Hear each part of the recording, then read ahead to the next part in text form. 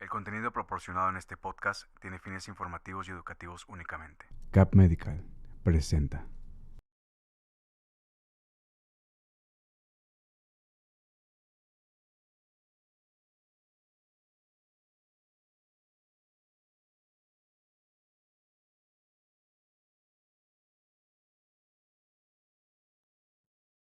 Hola, ¿qué tal? Bienvenidos a un nuevo episodio de Neuro Saldívar, el primero del 2024. Espero que todos hayan tenido un feliz año, que la hayan pasado bien con su familia o con sus amigos.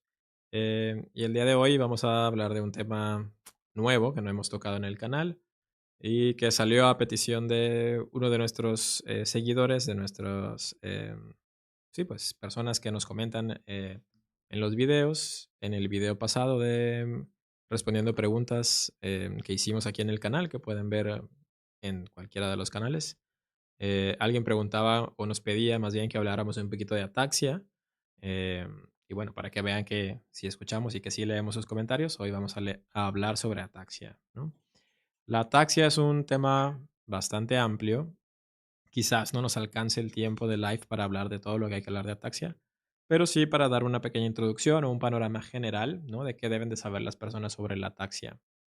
Em, lo primero que hay que responder es qué es la ataxia, ¿no? Pues la ataxia es una falta de coordinación del cuerpo, ¿no? Básicamente eso significa la palabra que significa sin, y taxos, que significa coordinación, ¿no? Sin coordinación. Y es una de esas tantas preguntas o de esas palabras que a los neurólogos les gusta hacer complicadas para algo que no es tan complicado, ¿no?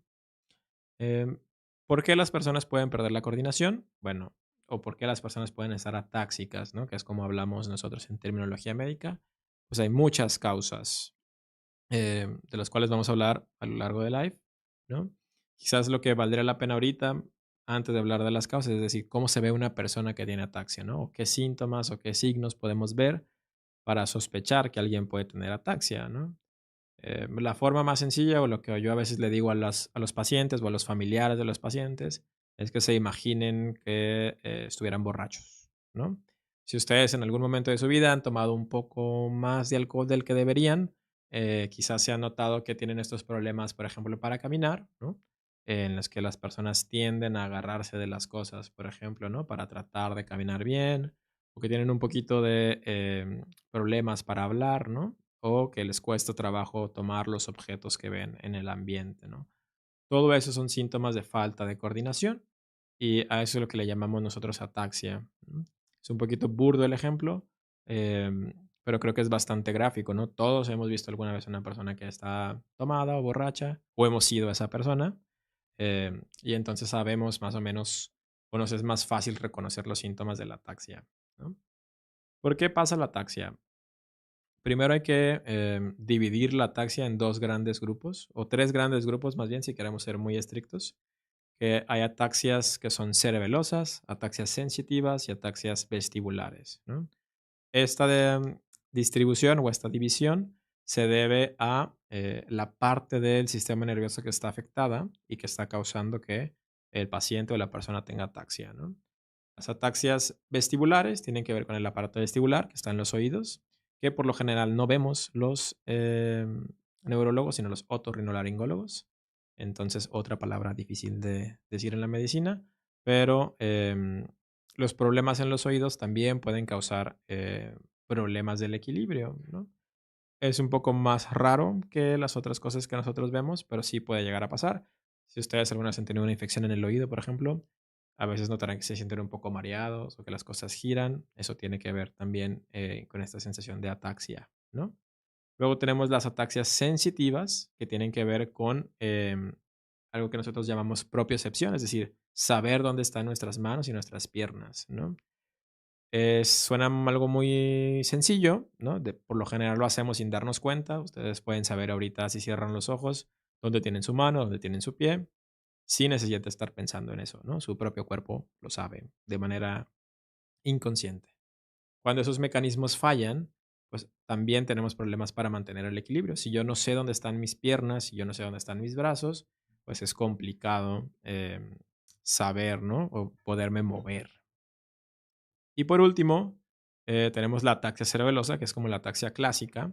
El cerebelo es una parte muy pequeña atrás de nuestro cerebro. Hoy no me acompañaron mis peluches, pero si los tuviera, se los enseñaría. Está en la parte de atrás, que de hecho eso significa cerebelo, cerebro pequeño, ¿no? Es una parte muy pequeñita que se encarga del equilibrio en el cuerpo y de la coordinación de los movimientos finos.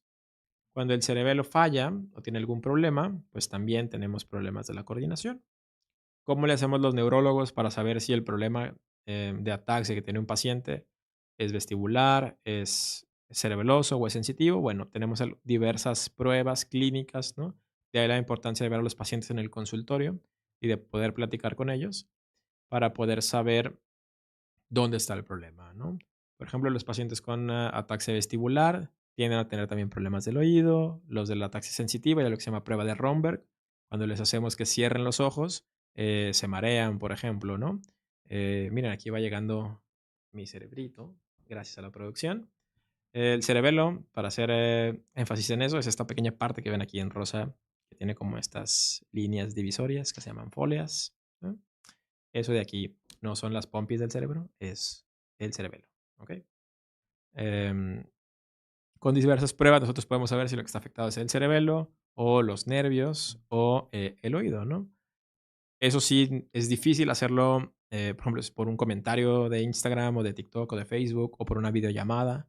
Eso es bien complicado, saberlo así nada más como con una sola entrevista, ¿no? Hay que hacer muchas pruebas clínicas, es decir, hay que estar con el paciente físicamente para poderle ayudar y poder definir qué tipo de ataxia es la que tiene el paciente. Una vez que sabemos qué tipo de ataxia tiene el paciente, luego hay otra grande división, ¿no? De ataxias, que son las ataxias adquiridas y las ataxias genéticas. Las ataxias adquiridas son por mucho las más comunes, son mucho más comunes que las ataxias genéticas. Y la ataxia adquirida más común es la degeneración cerebelosa por alcohol. Em, lo que hablábamos al principio, ¿no? De esto de cómo imaginarme una persona que tiene ataxia. Bueno, una persona que camina como si estuviera borracha. Las personas cuando consumen alcohol de manera crónica, el cerebelo tiende a hacerse chiquito, ¿no? Se atrofia y deja de funcionar adecuadamente. Entonces, hay personas que aunque ya no estén tomando o en ese momento no estén tomando alcohol, por el alcohol su cerebelo ya se hizo tan pequeño que deja de funcionar, ¿no? Y entonces, pues no quiero que suene como de manera despectiva, pero a veces hay personas que vemos en situación de calle, por ejemplo, que han tenido o que han estado tomando durante mucho tiempo y que vemos que ya no caminan del todo normal. Esas personas probablemente tengan degeneración cerebrosa por alcohol, ¿no? ¿Hay otras causas adquiridas que pueden causar esto también? Sí, ¿no? Siguiendo con el tema del cerebelo, por ejemplo, habrá infecciones, ¿no? Como de tipo meningitis o encefalitis que pudieran causar que el paciente tenga ataxia. También hay otras causas, por ejemplo, paraneoplásicas o autoinmunes, en las que ciertos tipos de cáncer, como el cáncer de pulmón o el linfoma de Hodgkin, por ejemplo, pueden crear ciertas sustancias que se llaman autoanticuerpos que atacan al cerebelo, ¿no? Y entonces el paciente tiene ataxia también. Eh, luego tenemos otras causas también adquiridas que no tienen que ver con el cerebelo, sino con los nervios, ¿no? De los cuales, por ejemplo, las deficiencias de vitaminas son o son una causa clásica de esto, ¿no? Ahí lo que vemos es que, por ejemplo, la deficiencia de vitamina B12 causa una degeneración en la médula de lo que se llaman cordones posteriores. No se lo tienen que aprender, no hay examen al final del live, pero así se llaman estas estructuras, que se encargan de llevar los nervios que llevan la propiciación del cuerpo. Esto que hablábamos de dónde están nuestras manos, dónde están nuestros pies, nuestras piernas, etcétera, ¿no?